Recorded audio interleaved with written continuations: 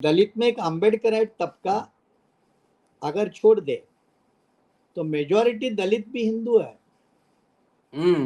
वो हिंदू संस्कृति के साथ अभी भी जुड़ा है। वो कावड़ ढोने वाला हिंदू है। वो मंदिरों के सामने लाइन लगाने वाला हिंदू है। उसको कोई फर्क नहीं पड़ता है कि एजुकेशन सस्ता मिलेगा कि नहीं मिलेगा, नौकरी मिलेगी कि नहीं मिलेगी, जो कि गरीब भारत में मिला करता है। इसी टर्म में नरेंद्र मोदी और केंद्र की बीजेपी की सरकार वो जितना चाहे आरएसएस बीजेपी का एजेंडा हिंदू राष्ट्र का उसको बड़ा लेवल पे पुशअप करने में लगेगी। महाराष्ट्र में जो नया मंत्रिमंडल बना है उसको जो प्राइवेट पीएस होते हैं, प्राइवेट सेक्रेटरी होते हैं, वो सारे आरएसएस बंदे दिए जाएंगे। ये बाकायदा महाराष्ट्र में सरकार ने ऐलान, जो 1947 का आर्थिक विषमता थी और 2024 की आर्थिक विषमता है, इसमें जमीन आसमान का फर्क है। आर्थिक विषमता बड़ी है। कॉन्स्टिट्यूशनल गवर्नमेंट होता है वो कभी भी अनलिमिटेड गवर्नमेंट नहीं होता। कॉन्स्टिट्यूशनल गवर्नमेंट उसी को ही कहते हैं जो लिमिटेड होता है। संविधान एक तरह से पूरे भारत समाज की व्यवस्था को रिस्ट्रक्चर करता है।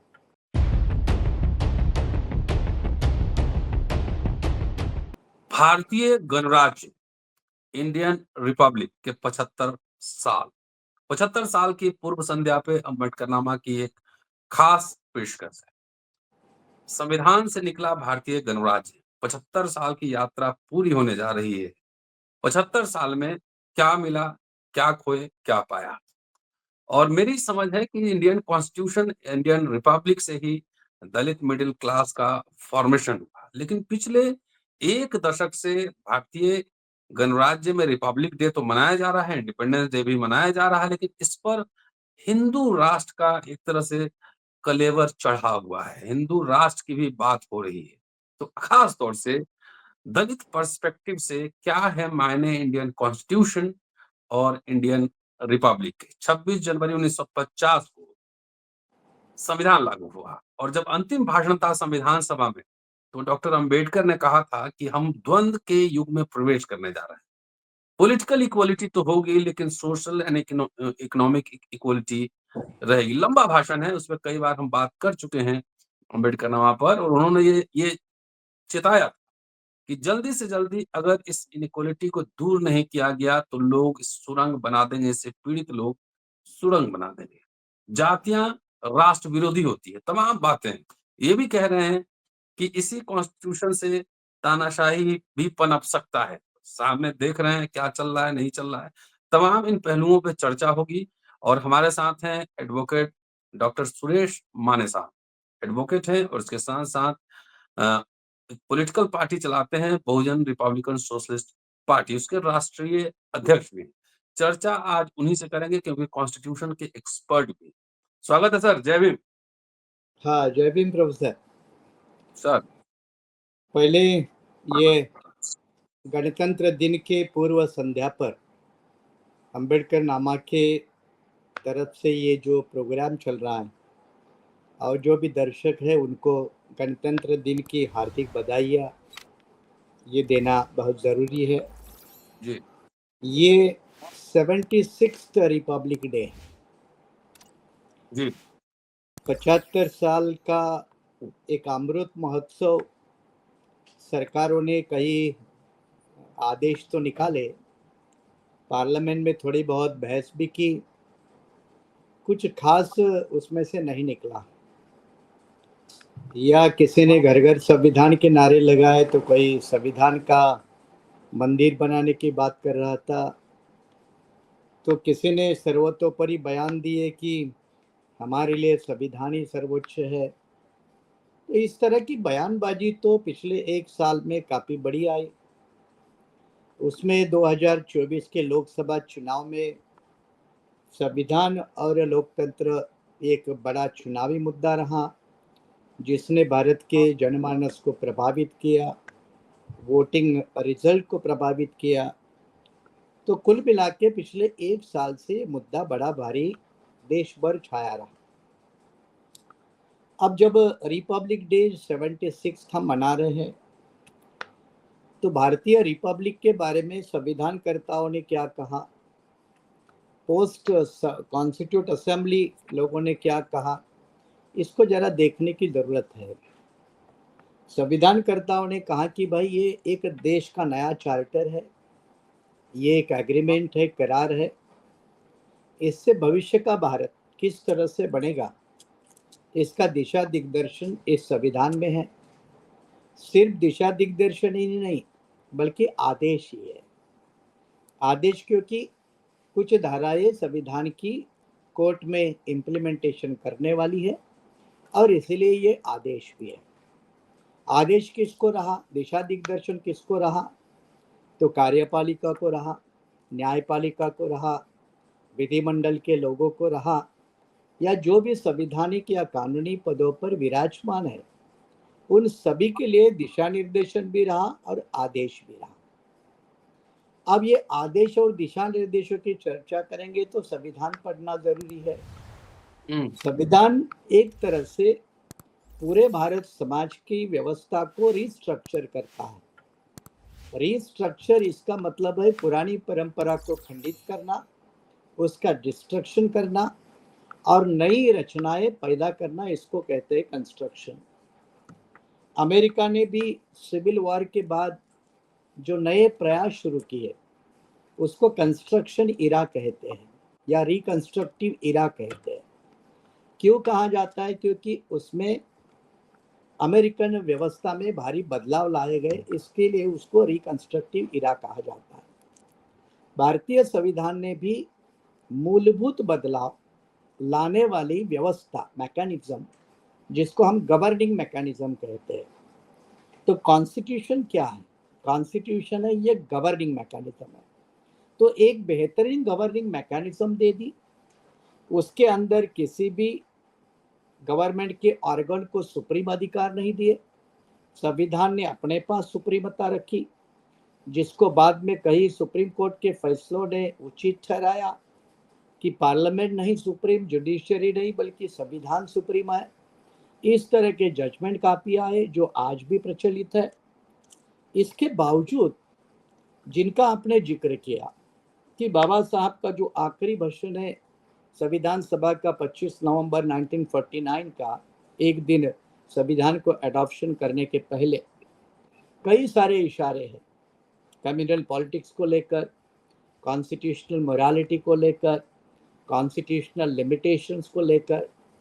उसमें एक बेसिक मुद्दा है, दुनिया के किसी भी देश में कॉन्स्टिट्यूशनल गवर्नमेंट होता है वो कभी भी अनलिमिटेड गवर्नमेंट नहीं होता। कॉन्स्टिट्यूशनल गवर्नमेंट उसी को ही कहते हैं जो लिमिटेड होता है, जो अनलिमिटेड नहीं होता। ये कॉन्स्टिट्यूशनल लॉ का एक बेसिक डॉक्ट्रिन है, बेसिक सिद्धांत है। उसी सिद्धांत के मुताबिक भारतीय संविधानकर्ताओं ने एक लिमिटेड गवर्नमेंट दिया है, अनलिमिटेड गवर्नमेंट नहीं दिया है। ये गवर्नमेंट को पावर कुछ जरूर दी है, लेकिन वो अनलिमिटेड नहीं है।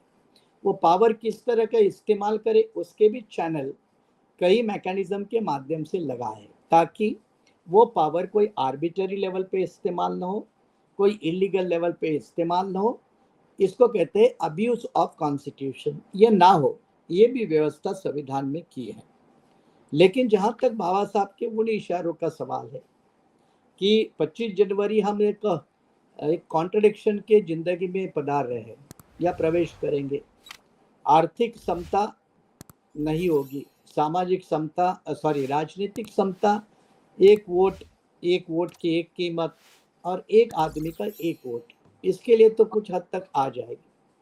लेकिन आर्थिक समता क्या होगा, सामाजिक समता का क्या होगा? तो ये दो बड़े सवाल आज भी 75 साल के संविधान के अमृत महोत्सवी साल में भी आज जैसे के वैसे जिंदा है।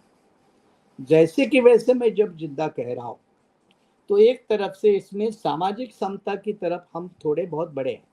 ऐसा नहीं कि पिछले 75 साल में सामाजिक समता की तरफ बिल्कुल नहीं बढ़े। ये बात भी सही है कि दलित एट्रोसिटी, डिस्क्रिमिनेशन, ये मुद्दे अपने जगह पे है, ये अपने जगह पे है। इसके बावजूद थोड़ी बहुत तो सोशल इक्वालिटी के दायरे को लेकर या दिशा को लेकर as a nation, as a republic, भारतीय रिपब्लिक पूरा फेल हो गया ऐसा तो नहीं कह सकते, लेकिन जितना उम्मीद करते थे उस दिशा में, उस रफ्तार में वो उतना नहीं चला, ये भी असलियत है।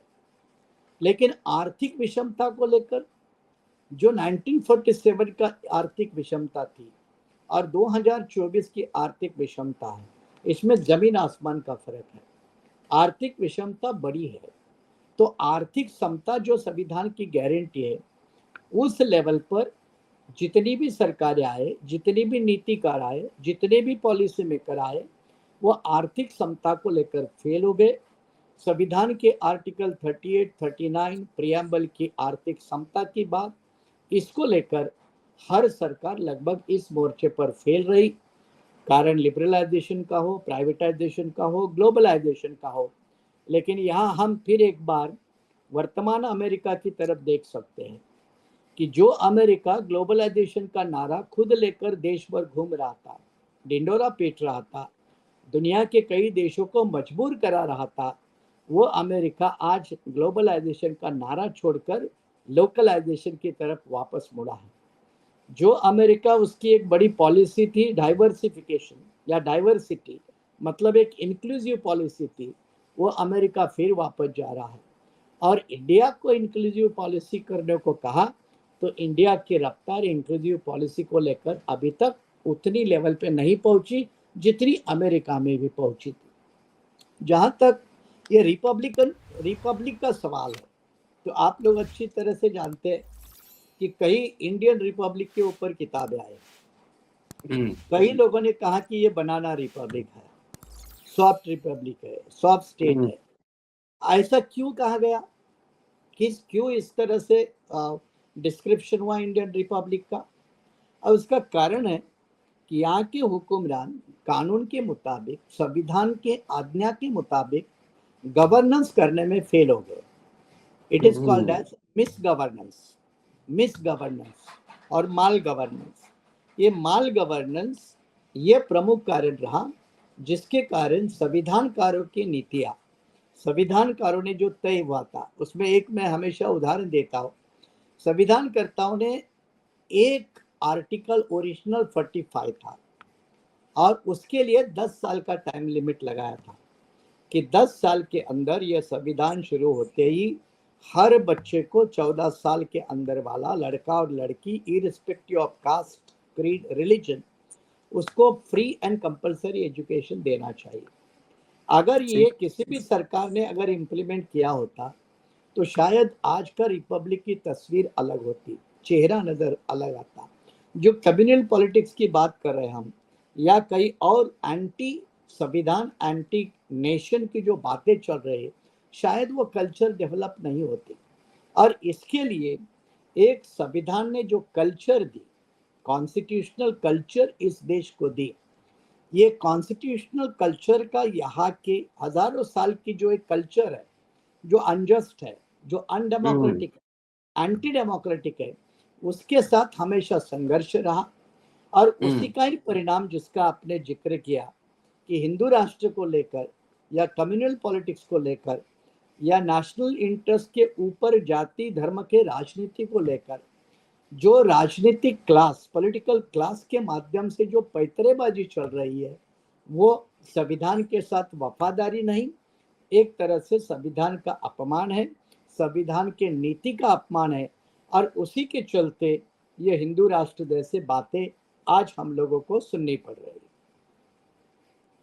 है। हिंदू राष्ट्र में बहुत सारे नेता जो हैं वो चाहे महाराष्ट्र के हो, बिहार के हो, हिंदू राष्ट्र की पालकी ढोने में व्यस्त हैं।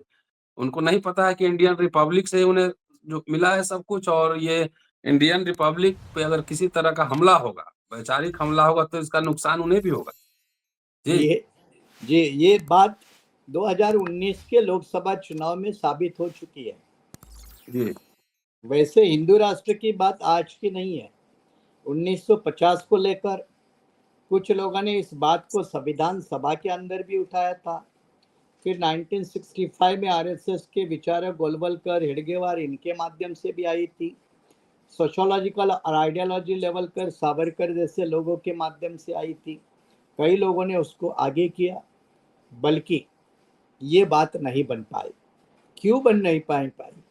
कि चाहे वो फ्रीडम मूवमेंट का एक फोर्स था, दूसरी तरफ संविधानकर्ताओं का आजाद भारत को आधुनिक मानव अधिकार और मानव मूल्य के आधार पर एक नए राष्ट्र खड़ा करना, नया देश खड़ी करना, ये जो संविधानकर्ताओं की प्रेरणा थी, वो दुनिया के तमाम देशों का स्टडी करने के बाद, संविधानों की कंपैरेटिव एनालिसिस करने के बाद, ये संविधानकर्ताओं ने एक लंबी सोच विचार के तहत इस देश को सेक्युलर बनाया था।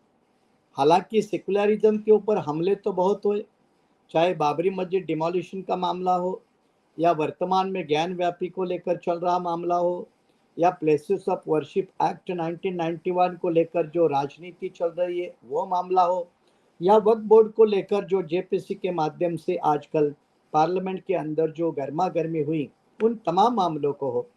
इन तमाम मामलों के बावजूद भी हमें एक बात पे ध्यान रखनी है कि भारतीय सर्वोच्च न्यायालय, इन्होंने हमेशा भारत ये सेक्युलर राष्ट्र रहेगा, सेक्युलर है, और सेक्युलरिज्म इसका मूलभूत आधार है, फंडामेंटल पिलर है, बेसिक ढांचा क्या वो एक सिद्धांत है, इसको बार बार अधोरेखित किया है। चाहे बाबरी मस्जिद डिमोलिशन के बाद जो मामले कोर्ट में पहुंचे थे, उन मामलों को लेकर भी, उसके बाद भी कई मामलों में सुप्रीम कोर्ट ने एंटी सेक्युलर ताकतों को कई बार फटकार लगाई है। और इसी के तहत देखो, हाल ही में 25 नवंबर 2024 को जो हिंदू राष्ट्र के एक बड़े समर्थक है, सेकुलरिज्म के अपोजिट करने वाले हैं, सोशलिज्म का विरोध करने वाले सुब्रमण्यम स्वामी की एक याचिका प्रियम्बल से ये दो शब्द को हटाने को लेकर सुप्रीम कोर्ट के सामने थी। और 25 नवंबर 2024 को सुप्रीम कोर्ट ने वो याचिका खारिज करते हुए कहा कि सोशलिज्म और सेकुलरिज्म ये भारत के संविधान के मूलभूत सिद्धांत है, और जब तक मूलभूत सिद्धांत ये थ्योरी केशवानंद भारती के 13 जजों द्वारा इस देश में एक रूलिंग लॉ है, तब तक इसको कोई हटा नहीं सकता। लेकिन अब जो हिंदू राष्ट्र के समर्थक है, वो अलग माध्यम से हिंदू राष्ट्र को साबित करने में लगे हैं।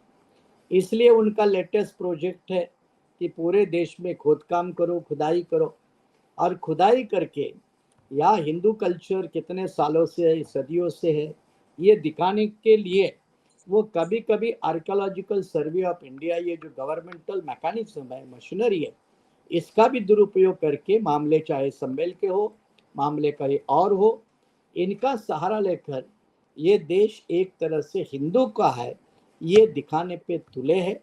लेकिन उनके दुर्भाग्य से वो जहाँ भी बेचारे खुदाई करते हैं, तो वहाँ उनके दुर्भाग्य से बुद्ध ही मिल जाते हैं, बुद्ध कल्चर ही मिल जाती है, और इसलिए ज़्यादा खुदाई करना उनके लिए एक बड़ा मुश्किल है। इसलिए बीच में सरसंघ संचालक ने कहा कि हिंदुओं ने सभी जगह खुदाई करके सभी जगहों पर शिवलिंग ढूंढने का कोशिश ये त्याग देनी चाहिए, छोड़नी चाहिए।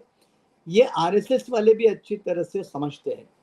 लेकिन जो इन्होंने हिंदू राष्ट्र का नारा लगाकर संविधान बदलने की बात, उसलिए 400 का आंकड़ा, 400 सांसद का टारगेट ये 2024 के लोकसभा चुनाव में रखा, तब उनके मुंह उनको यानी आरएसएस को, बीजेपी को, हिंदू राष्ट्र समर्थकों को मुंह पे बल पर गिरना पड़ा, और बेचारे को 240 मेंबर ऑफ पार्लियामेंट पे आकर रुकना पड़ा।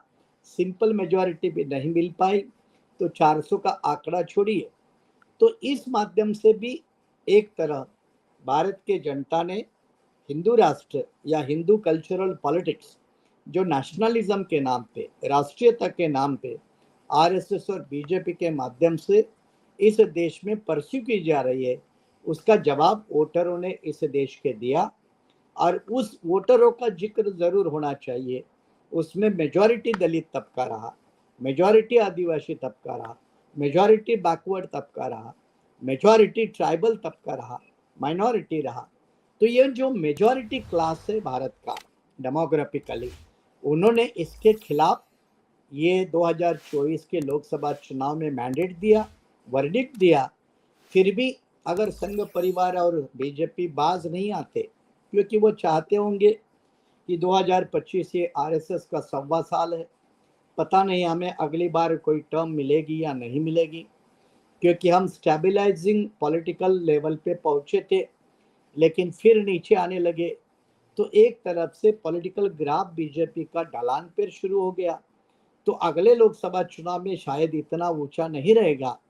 तो इसके कारण कुछ जल्दबाजी के फैसले बीजेपी कर सकती है, जैसे वक्फ बिल को लेकर वो फैसले करने जा रहे हैं या संभल ऐसे मामले को लेकर वो फैसले करने जा रहे हैं।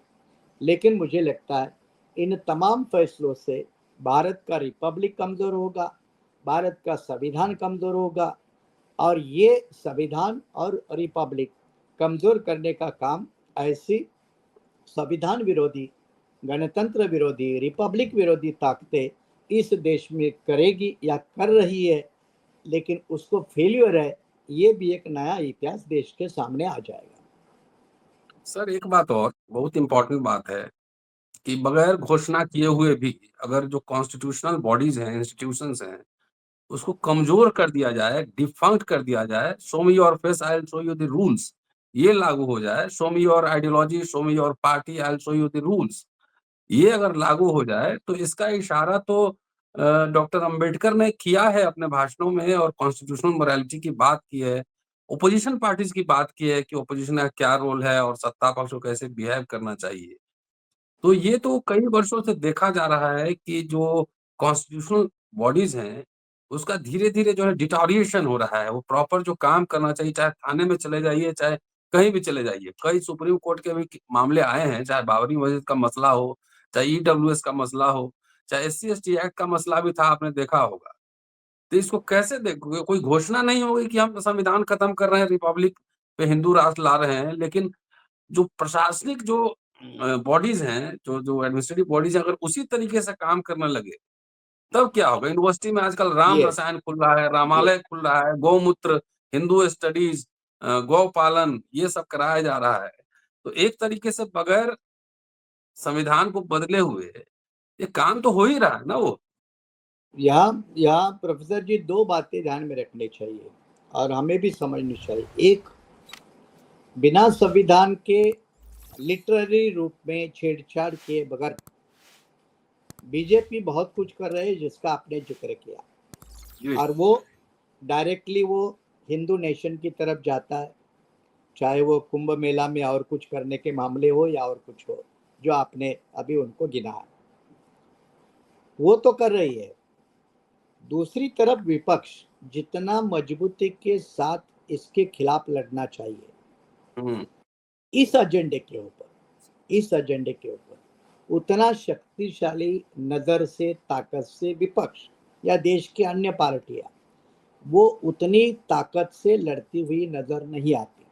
चाहे दिल्ली का केजरीवाल हो, कांग्रेस पार्टी हो या और अन्य रीजनल पार्टी हो, चाहे इवन करुणानिधि या स्टालिन की हमारी डीएमके हो या और अन्य कोई हो, वो उतनी ताकत से इस मुद्दे पर नहीं लड़ती है। बीजेपी हथकंडे कैसे अपना रहे देखो। अब धर्मनिरपेक्षता ये सेकुलरिज्म का ट्रांसलेशन है, बीजेपी ने उसको पंथ निरपेक्षता में 1-3 कन्वर्ट, तो ये उन्होंने खिलवाड़ की। फिर आईएएस लॉबी ये आती है सिविल सर्विस से, यूपीएससी के माध्यम से, इन्होंने कोलैटरल एंट्री का हथियार अपनाया। तो ये दूसरे हथियारों का प्रयोग तो कर रहे हैं।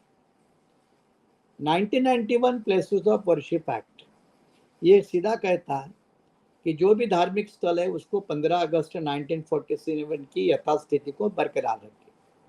लेकिन जुडिशरी आई बीच में और 2022 का डॉक्टर चंद्रचूड़ का एक जजमेंट आया और उसने कहा कि सर्वे करने में क्या हर्ज है। इसके कारण सर्वे की नई परंपरा शुरू हुई और 9 बड़े मामले अब देश के सामने आए, कोर्ट के सामने आए।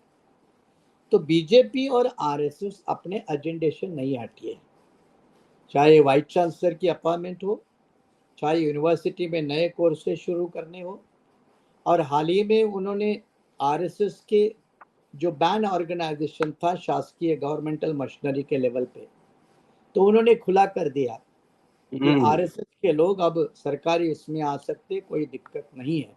हालांकि जमाते इस्लाम के ऊपर बैन है। महाराष्ट्र में जो नया मंत्रिमंडल बना है उसको जो प्राइवेट पीएस होते हैं, प्राइवेट सेक्रेटरी होते हैं, वो सारे आरएसएस बंदे दिए जाएंगे। ये बाकायदा महाराष्ट्र में सरकार ने ऐलान किया। उसके बारे में आज एक डिटेल नोट प्रेस नोट में आई है। इतना ही नहीं, तो जो इलाहाबाद हाईकोर्ट के जो सिटिंग जज है शेखर यादव, उन्होंने सिटिंग जज होने के बावजूद विश्व हिंदू परिषद का प्रोग्राम हाईकोर्ट के बिल्डिंग में हुआ, लाइब्रेरी में हुआ, और उसी प्रोग्राम में उन्होंने बयान किया कि ये देश मेजॉरिटी लोगों के विचार के आधार पर चलना चाहिए, मेजॉरिटेरियन विल के हिसाब से चलना चाहिए। ये सिटिंग जज द्वारा संविधान का उल्लंघन। इसी तरह का बयान हाल ही में 4-5 दिन पहले कर्नाटक में बेंगलुरु में एक ब्राह्मण सम्मेलन हुआ, और इस ब्राह्मण सम्मेलन में कर्नाटक हाईकोर्ट के 2 सिटिंग जज जो ब्राह्मण है, वो इस सम्मेलन में वो शरीक हुए, और उन्होंने यहाँ तक कहा कि देश को बनाने में, संविधान बनाने में, संविधान कॉन्स्टिट्यूट असेंबली में, ड्राफ्टिंग कमेटी में कितने ब्राह्मण थे, उनका बड़ा भारी योगदान है। इस तरह का उन्होंने गिनाने की कोशिश की। तो इन तमाम मामलों से क्या समझ में आता है? इन तमाम मामलों से ये समझ में आता है कि पूरा प्रशासन, पूरा जुडिशियरी, पूरा school, colleges, university, so called centres of knowledge या लर्निंग सेंटर्स, इनके ऊपर हिंदुत्व का एक तरह से पूरा एक भूत कहे हम, एक डेमन उनके ऊपर फैला हुआ है, और उसी कोशिश में लगे हैं। तो आपने जो कहा कि बिना संविधान के साथ छेड़छाड़ किए हुए हिंदू राष्ट्र की जो नीतियां उसको लागू करने में, ये टर्म में बीजेपी बहुत कोशिश करेगी।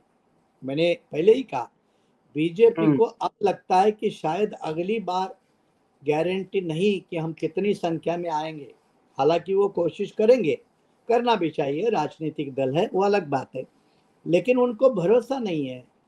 और इसीलिए इसी टर्म में नरेंद्र मोदी और केंद्र की बीजेपी की सरकार वो जितना चाहे आरएसएस बीजेपी का एजेंडा हिंदू राष्ट्र का, उसको बड़ा लेवल पे पुशअप करने में लगेगी। अब ये देखना एक अजीब होगा, जुडिशरी से किस तरह रिस्पॉन्ड करती है, अपोजिशन किस तरह से रिस्पॉन्ड करता है। हमारे तुम्हारे जैसे बुद्धिजीवी सचमुच क्या ईमानदार होने के बाद संविधान के साथ अपनी वफादारी रखते हुए कितना गवर्नमेंट के खिलाफ आ सकते हैं, और we the people of India finally, जनमानस इसको कितना एक्सेप्ट और रिजेक्ट करता है, इसके ऊपर भारत के गणतंत्र का भविष्य टिका है। लेकिन मैं ये भी कह सकता हूँ कि सरकार में बैठे हुए लोगों के लिए भी रहा आसान नहीं है, उतनी ही we the people of India के लिए भी रहा आसान नहीं है। एक सवाल और, खास तौर से मैं दलित पर्सपेक्टिव से ये सवाल पूछना चाह रहा हूँ जी, कि जब इंडियन रिपब्लिक के सामने हिंदू राष्ट्र का खतरा मंडरा रहा हो, उस समय दलित समाज को क्या करना चाहिए? क्योंकि मेरी समझ है कि जो भी मिला दलित समाज को, वो इंडियन कॉन्स्टिट्यूशन, इंडियन रिपब्लिक से मिला। ऐसी स्थिति में जब ये आमना-सामना टक्कर हो, वैसे सिर्फ ये सोचना कि हम सीएम बन जाएँगे, पीएम बन जाएँगे, एमएलए, एमपी बन जाएँगे, तो इससे क्या हिंदू राष्ट्र के की जो ताकत है उसको बल नहीं मिलता है? बिहार में चिराग पासवान हैं, मांझी हैं, अठावले हैं और बहुत सारे एमपी जो है वो बीजेपी के साथ है। क्या उनको नहीं पता है कि हिंदू राष्ट्र के खतरे क्या हैं और उनको जो भी मिला है वो संविधान और भारतीय गणराज्य से ही मिला है?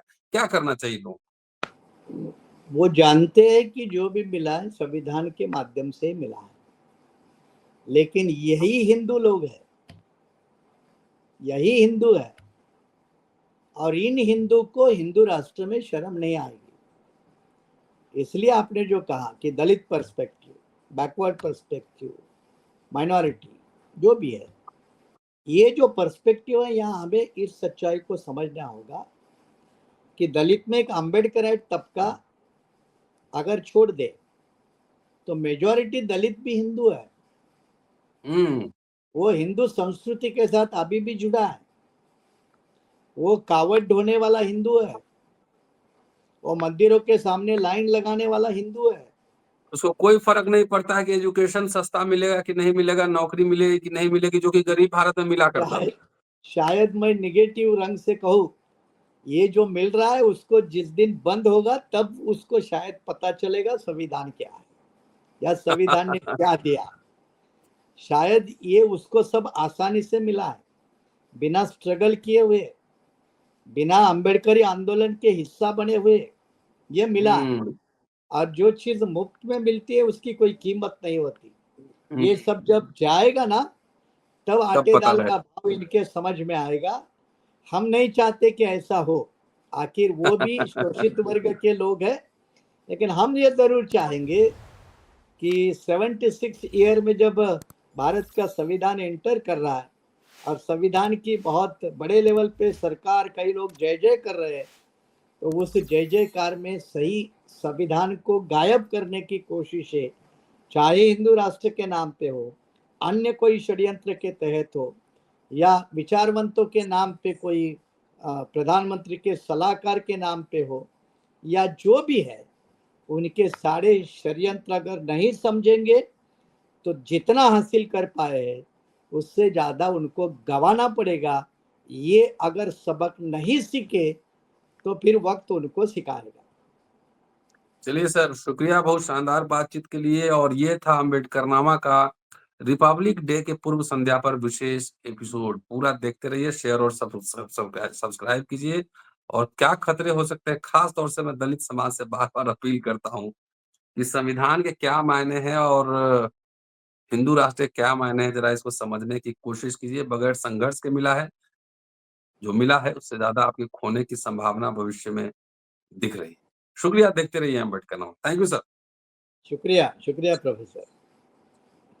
सर